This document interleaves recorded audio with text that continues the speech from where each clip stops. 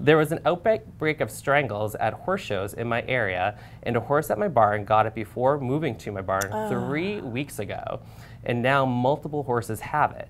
I'm thinking about moving my horse to a new barn, but I'm not sure when it'll be safe to do so, considering the disease stays with the horse for a while after the horse no longer shows symptoms. Right. What would your recommendation for moving be? Okay, that's the first That's the question first that he asked. one. All right. And then the second one he asked on He's YouTube. clearly worried about this, as he Should be, Yeah. absolutely. So then the second question was, our barn recently got a new horse who is a carrier of strangles, and a few of the horses have been infected. What would you recommend to clean everything, and what would you get rid of and replace, i.e. halters, leads, water buckets? Yeah. Also, I heard horses can be carriers of the bacteria for a long time, sometimes years, after they are fully recovered. What would you do if that was the case, and are there any further cures to preventing that? Ooh. Yes, so I'm glad that he wrote back in and said, and another thing, Yeah. and with these extra questions, because they're really good. Now, the good news is there is silver lining. Someone just wrote a really, really good, comprehensive, detailed article about strangles. Do you know who that might be?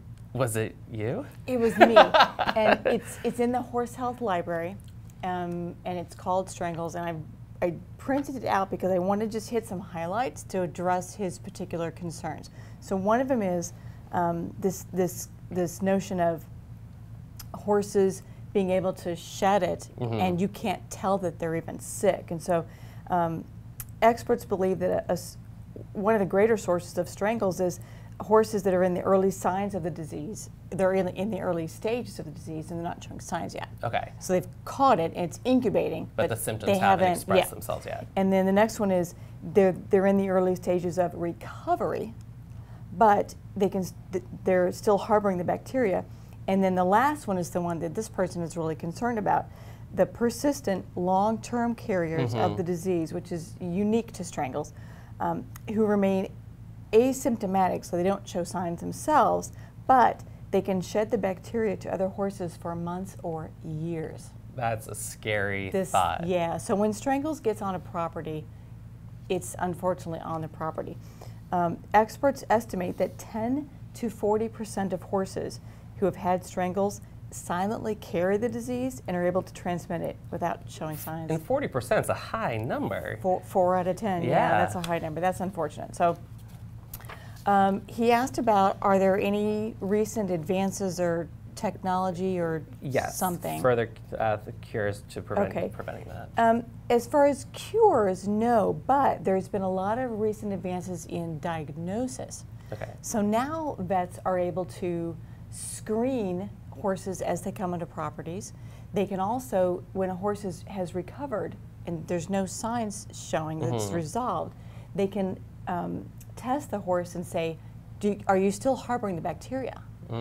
So that has become now the gold standard, best practice of when a farm can be cleared to be reopened for horses moving in and out.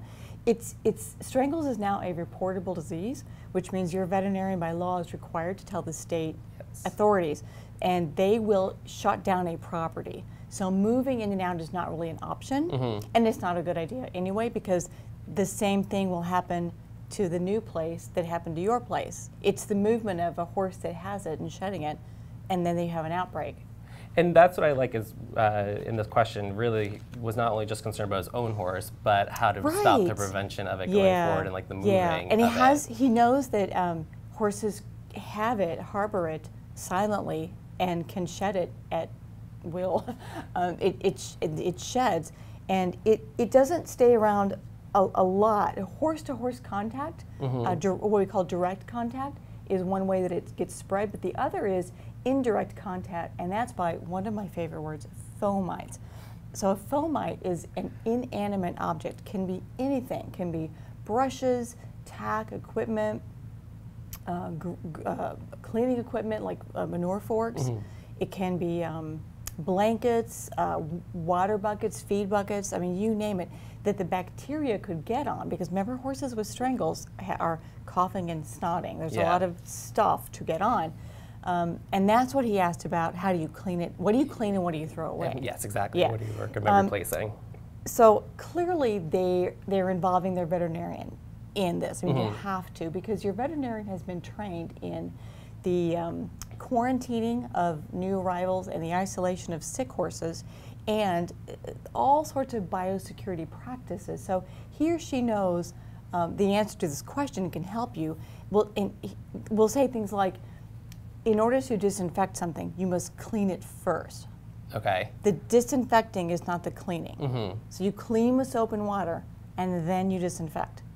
Got it. And you can only do that process on things that are not porous.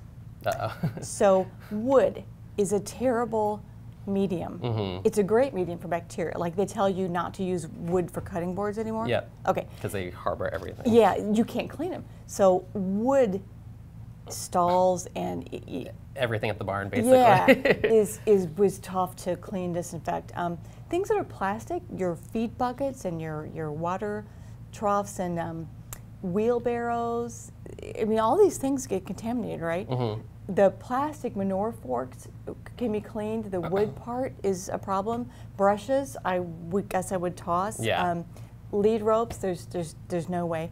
One of the things you can do, I found this really interesting, is there's 3 distinct herds at a farm, at a facility that is having an outbreak. There's the healthy horses that were not exposed. So some barns, you know, are big and there might be 3 different barns, and say the sick horse is only at this barn. These horses might not have been exposed, especially if the help doesn't move there. But if the help cleans all 3 barns, then you've and they don't have everyone. one training barn, a completely separate training barn with all different people, that's the best. But if personnel moves from building to building and they take their equipment, then it doesn't really matter if the sick horse is in this barn, no, because you've kind of contaminated. Then you're in the next herd, and they're still healthy, but they've been exposed. And those horses you have to temp every day, because fever is one of the first signs that something is brewing or cooking. And then the third group, obviously, is the sick horses, the ones that are showing signs. So the healthy, not exposed, you can label everything, like put a piece of green tape on that barn. All the equipment in that barn is green. The healthy but exposed would be yellow or orange, and then the sick are red. Okay. Yeah, so you've got a system of tracking which equipment and that is to be thrown away afterwards or to be disinfected, or all this stuff is good. And I don't think you realize how much equipment you use on a horse until you have to be like aware of it. Yeah. Like, I mean, your shoes. Your shoes can become contaminated, can become fomites if you walk from a sick place to a healthy place. So the rule is, if you're cleaning, feeding, doing anything, you move from healthy, exposed to sick. That's the order of touching horses. So end with those ones last. Yeah, the sick ones last. Yeah. I did want to touch on the last part of this question, though. So I think what he was trying to get at was, if you have a horse who's a carrier but doesn't show symptoms of it, and you want to move barns, or like, how do you kind of be like a good steward in the community? Yep. I have the answer for you. Oh, it's in this article. So I would encourage Pete and Barkley, and anyone who's interested, to read this article and spend some time with it. And I'll just read a quote. In order to identify long-term carriers of the bacteria, these long-term carriers that appear outwardly healthy, experts recommend that a sample be obtained from the guttural pouch. These are pouches on the sides, inside the horse, left and right. They attach to the middle ear. Okay. Yeah. Using endoscopy, as then the area can be visually examined for inflammation, even for pus, at the same time that sample is taken for testing. Okay. So once you have that visual examination via endoscopy and the testing, then a horse can be cleared to be moved. Okay. So it's not like your horse is going to be a carrier, can't go anywhere. Just do your due diligence, get the testing done, and then you're good to go from there. And then you can relax and be relieved, yeah.